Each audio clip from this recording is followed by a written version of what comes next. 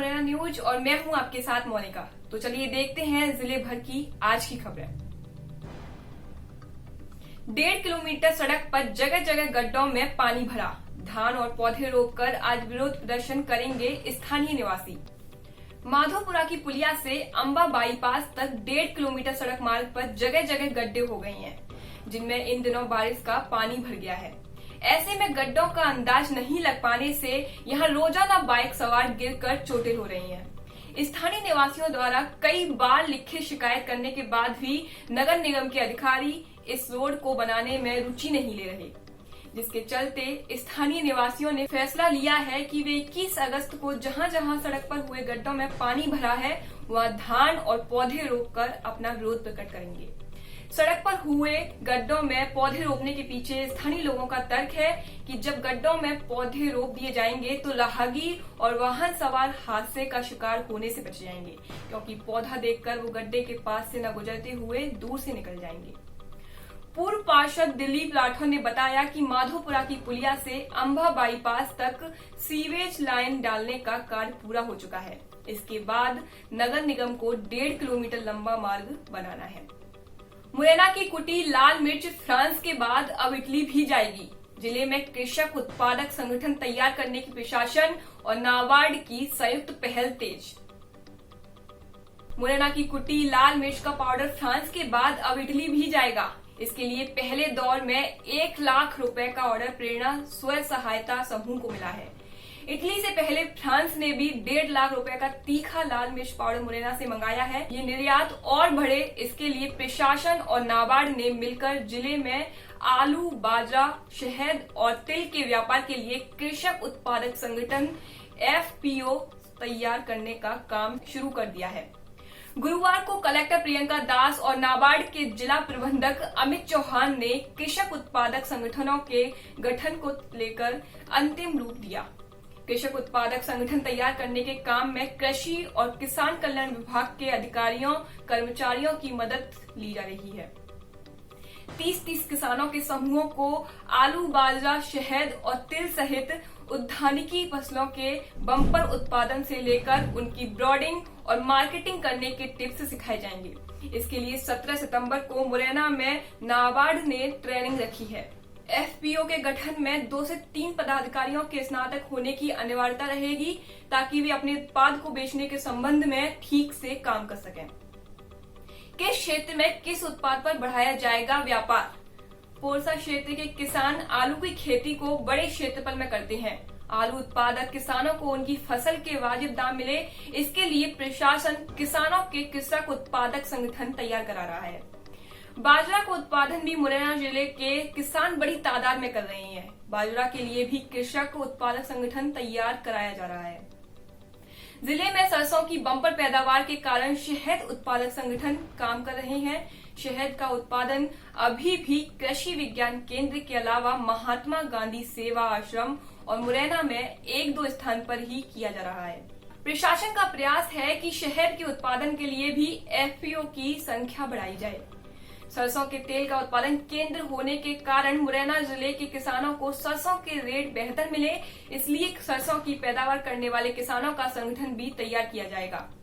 जोरा ब्लॉक के गांव में अमरूद की खेती की जा रही है। जोरा के अमरूदों की मिठास अच्छी होने के कारण नाबार्ड मिर्च की तरह अमरूदों को भी विदेशों में बिकवाने की तैयारी कर रहा है। पशुओं के गोबर को देवरी गौशाला में खरीदने की व्यवस्थाएं भी शुरू कराने की योजना है, ताकि पशुपालकों की आय बढ़े।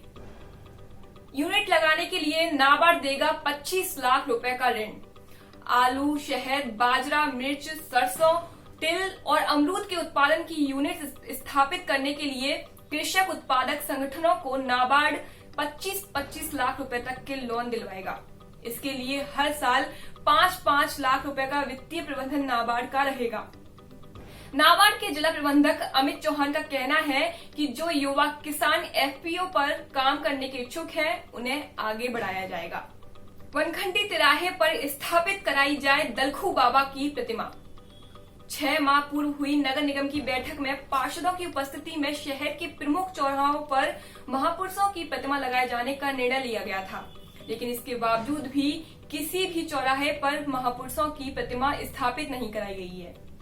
जबकि युवा क्षत्रिय महासभा इस संबंध में पूर्व ही ज्ञापन सौंप चुकी है। युवा क्षत्रिय महासभा की मांग है कि शहर के वनखंडी तिराहे पर सिकरवारों के जनक दलखू बाबा की भव्य प्रतिमा लगाई जाए। ये मांग युवा क्षत्रिय महासभा के राष्ट्रीय उपाध्यक्ष अमन सिंह ने नगर निगम आयुक्त अमर सत्य गुप्ता को ज्ञापन सौंपकर की है। ज्ञापन सौंपने के बाद सिकरवार ने बताया कि दलखू बाबा ने न केवल बिहड़ी क्षेत्र को आबाद किया, बल्कि उन्हें कई गांव विकसित कर लोगों के जीवन स्तर को सुधारने का कार्य किया है। गणेश प्रतिमा का विसर्जन कराने हर गली में आएंगे ननी के वाहन। गणेश प्रतिमा और ताजियों का सम्मान पूर्वक विसर्जन कराने के लिए नगर के 3 वाहन हर गली मोहल्ले में पहुंचाए जाएंगे। विसर्जन स्थल पर कमेटी के सदस्य उपस्थित रह सकते हैं, जिनकी देखरेख में ही गणेश प्रतिमा ताजियों का विसर्जन किया जाएगा।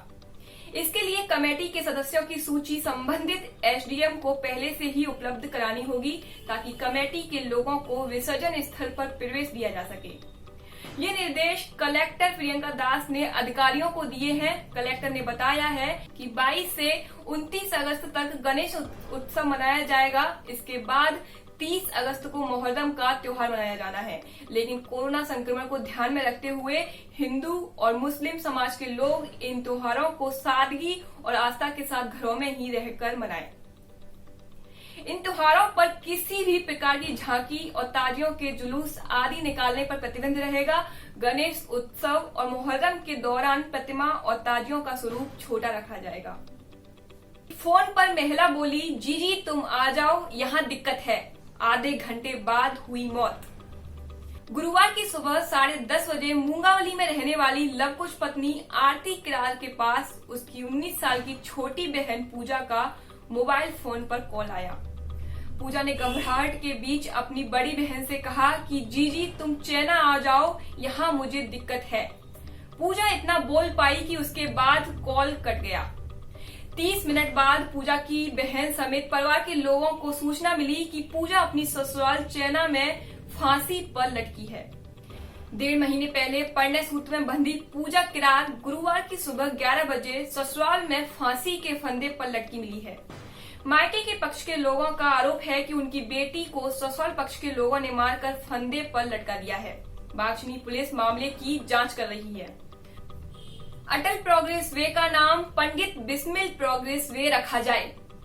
चंबल प्रोग्रेस वे का नाम पंडित बिस्मिल प्रोग्रेस वे रखे जाने की मांग को लेकर जन पहल संस्था के पदाधिकारियों ने गुरुवार को शहीद संग्रहालय पर विरोध प्रदर्शन किया।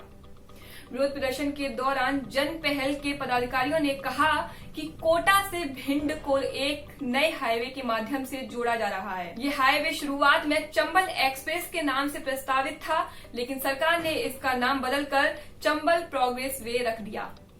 362 किलोमीटर लंबे इस हाईवे को बनाने की विधिवत घोषणा भी सरकार ने दी थी, लेकिन पूर्व प्रधानमंत्री अटल बिहारी वाजपेयी की पुण्यतिथि पर मुख्यमंत्री शिवराज सिंह चौहान ने कहा कि चंबल प्रोग्रेस वे का नाम अटल बिहारी के नाम पर रखा जाएगा। ये सुनने के बाद जन पहल संगठन के पूर्व प्रधानमंत्री अटल बिहारी वाजपेयी के नाम पर कोई विरोध जताए बिना ये मांग रखी गई कि चूंकि अमर शहीद रामप्रसाद बिस्मिल चंबल के ही सपूत है, इसलिए चंबल अंचल में बनने जा रहे इस हाईवे को उन्हें ही समर्पित कर दिया जाए।